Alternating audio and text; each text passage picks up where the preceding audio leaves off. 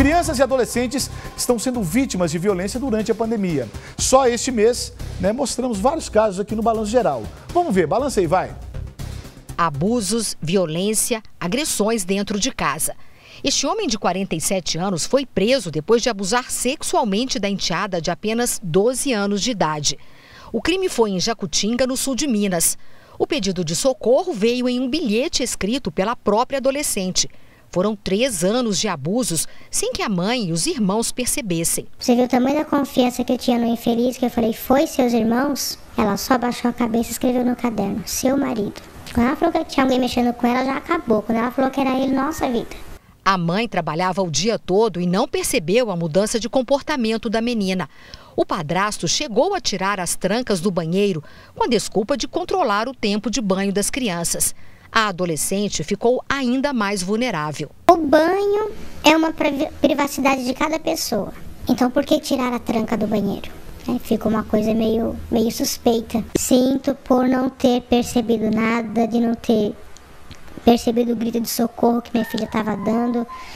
Através do quê? Através de não dormir, perceber as olheiras dela, muita irritação em casa, agredindo ele verbalmente. Entendeu? Eram sinais que ela estava apresentando e eu não consegui perceber isso. Em muitos casos, a violência só é descoberta quando a criança é internada no hospital, muitas vezes em estado grave. Foi o que aconteceu com uma menina de apenas 2 anos, espancada pelo padrasto em Betim, na região metropolitana. Por causa dos ferimentos, a menina foi levada direto ao bloco cirúrgico com suspeita de hemorragia e perfuração de algum órgão. Ela tinha lesões na orelha e no rosto. E aí, posteriormente, o médico confirmou que se tratava de violência. A mãe, que é cuidadora de idosos, estava trabalhando. Foi a babá que viu a menina machucada. Quando ela conseguiu tirar a criança das mãos do padrasto, o homem simulou que estava preocupado. Quando eu peguei ela, eu comecei a gritar. Aí gritei, aí ele começou a gritar também. Desesperado, saiu lá pra fora e chamou a madrinha dela. A madrinha conta que o padrasto alegou que a menina tinha caído da cama e ela nem desconfiou, porque a criança tinha vários hematomas. Hematomas na bochecha, na testa, e a boquinha dela estava sangrando. A gente correu com ela, entrou pra dentro do carro e correu, porque ele chegou falando que ela tinha caído da cama. Então, no desespero, a gente chegou na UPA falando que ela tinha caído da cama. Aí o médico falou assim, não, isso não é queda de cama, não, isso não é queda, chama a mãe dessa menina agora. Quando as vítimas são encaminhadas para atendimento médico, as instituições de saúde são obrigadas a comunicar o caso ao conselho tutelar. O responsável pela criança deve registrar a agressão na delegacia. Se for necessário, ela será encaminhada para fazer exame de corpo de delito. Exatamente. Muitas pessoas às vezes deixam de denunciar por não ter por achar que não tem como provar. Às vezes a marca que estava no corpo da criança já sumiu, eu me preocupo de fazer uma denúncia e às vezes não ter como provar aquilo. Isso é o trabalho da polícia, é o trabalho da polícia judiciária investigativa. Nós vamos obter as provas para poder comprovar ou não que aquela violência está acontecendo com aquela criança. Os números são alarmantes.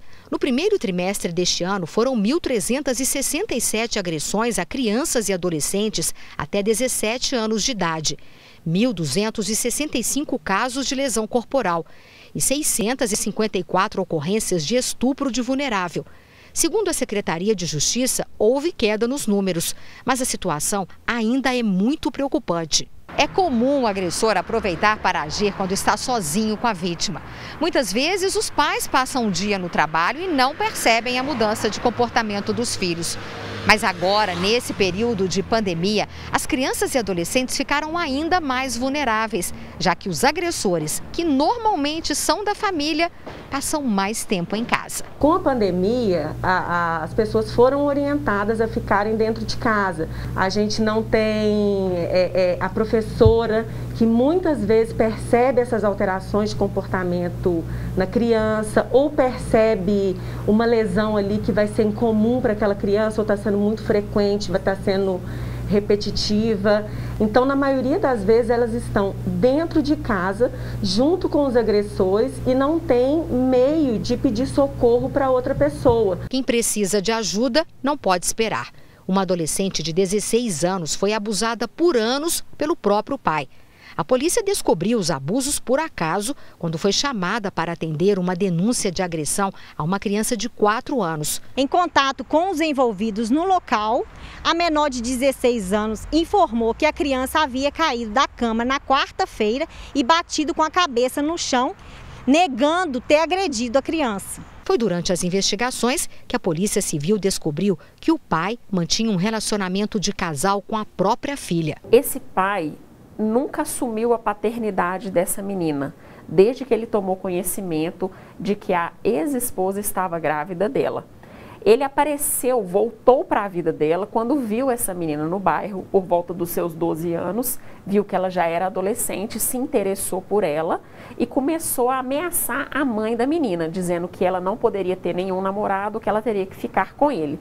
Até que em 2019, ele sequestrou essa menina da casa da mãe, levou para a casa dele e em vários momentos ele, inclusive, impedia que ela mantivesse contato com a mãe, com familiares, e a mãe noticiou isso quando foi instaurado um inquérito em São Joaquim de Bicas. Você suspeita que alguma criança que seja sua vizinha ou que seja sua familiar, que ela está sofrendo algum tipo de violência, você tem o dever de reportar esse fato, mesmo que seja de forma anônima. A gente tem o Disque 100, a gente tem o 181, o que a gente não pode é se omitir diante dessa violência. A gente não vai estar se intrometendo na vida de outra pessoa, a gente vai estar, na verdade, salvando a vida daquela criança.